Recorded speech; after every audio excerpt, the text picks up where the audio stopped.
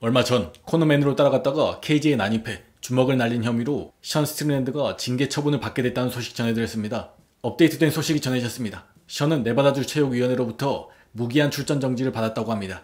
무기한 출전 정지라고 해서 엄청 중대한 처분을 받았다는 의미는 아니고 징계 청문회에서 공식 처분이 확정되기 전까지 내려지는 통상적인 조치입니다.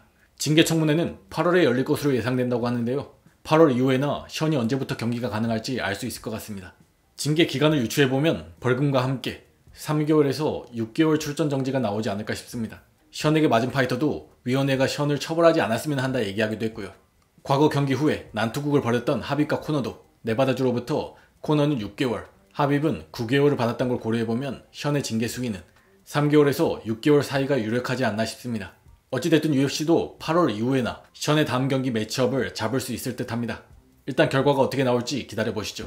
또한 UFC 레전드 BJ 펜은 최근 몇 달 동안 하와이에서 어머니를 학대하고 폭행한 혐의로 여러 차례 체포됐던 바 있습니다. 본인의 어머니가 진짜가 아닌 가짜라 믿는 등 정신적으로 불안정한 모습도 보였는데요. 이런 BJ 펜이 UFC 데이나 화이트 대표에게 공개적으로 도움을 요청했습니다. 이 메시지는 데이나 화이트 그리고 로렌조 파티타에게 전하는 거야.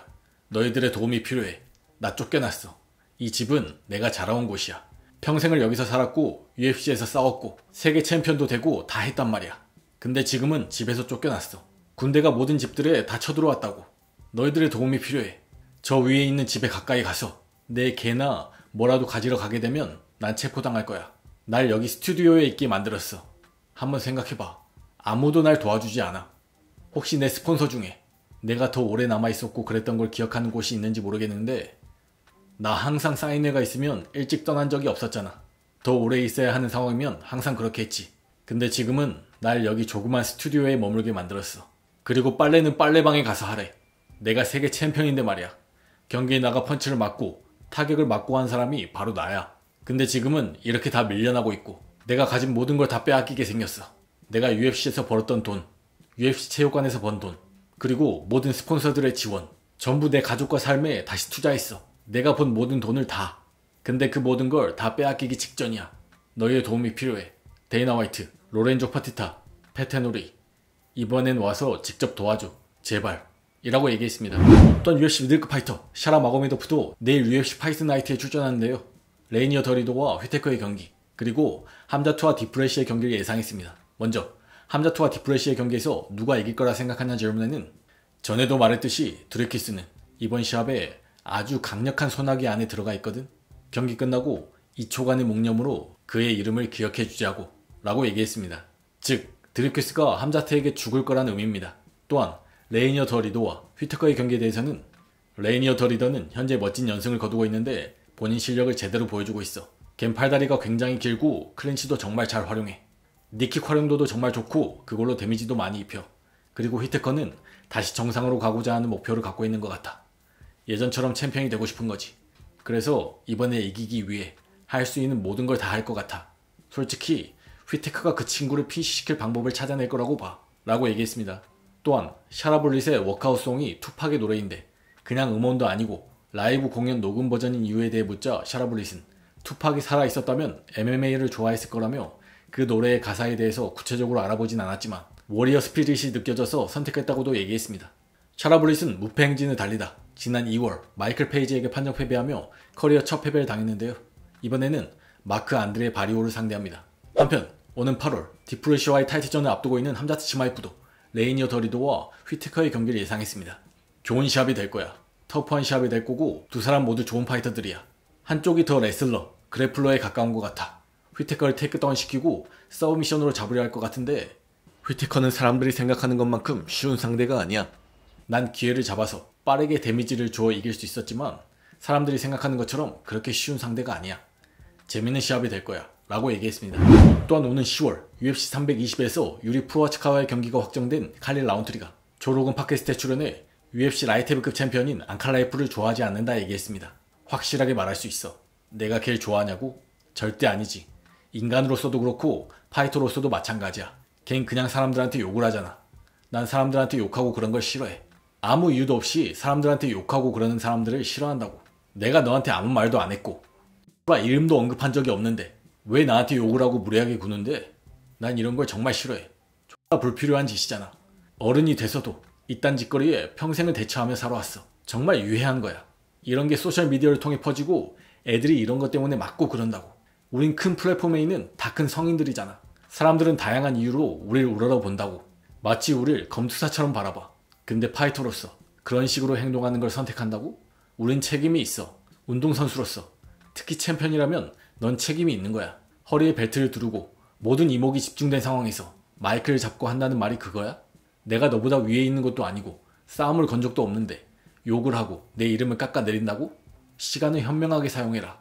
한편으론 동기부여가 돼. 왜냐면 난 그런 짓 안 할 거거든.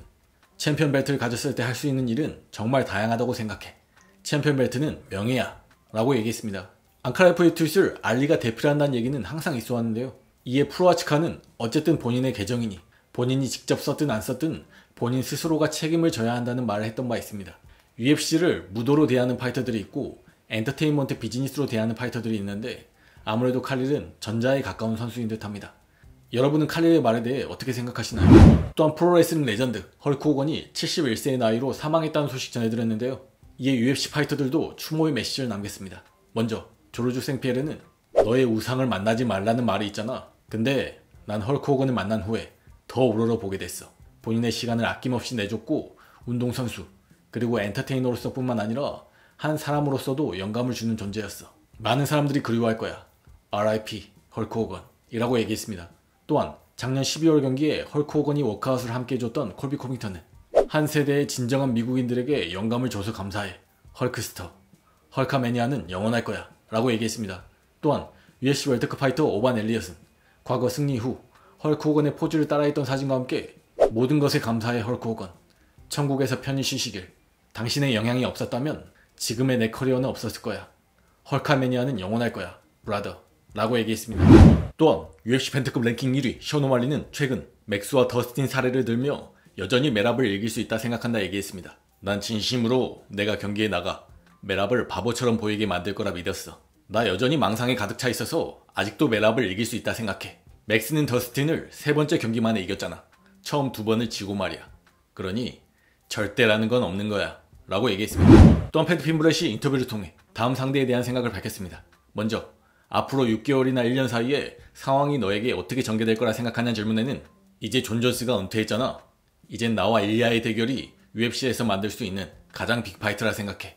이제 존 존스도 없으니 톰과의 대결을 만들 수가 없으니까 6개월에서 1년 사이에 내가 벨트를 차지하게 돼도 놀랍지 않을 거야 라고 얘기했습니다. 이에 UFC와 게이치 혹은 아르만과의 경기에 대해 얘기를 나누고 있냐는 질문에는 난 누구든 싸울 거야. 난 상관 안 해. 아르만은 정말 좋은 파이터긴 한데 아무도 걔한테 관심 없어. 뭔 말인지 알지? 사람들은 걔를 보고 너 이슬람한테 무서워서 지렸잖아 이렇게 생각한다고.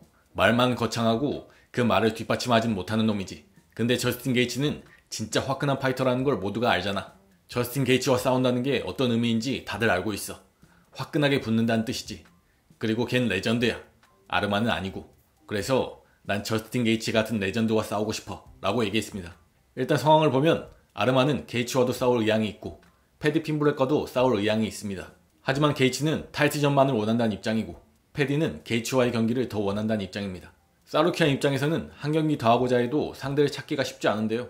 하지만 한 사람이 있긴 합니다. 바로 온라인상에서 설전을 벌였던 데누커인데요. 데누커는 오늘 트윗으로 누가 찰스 올리베이라 좀 깨운 다음에 나랑 11월에 싸운다고 전해줘라 라고 얘기했고, 또한 참고로 아르마는 개새끼야. 걔도 상대할 수 있어. 아빠가 돌아왔다 라고 얘기했습니다. 여러분은 아르마 사루키안의 다음 상대가 누가 되어야 한다 생각하시나요?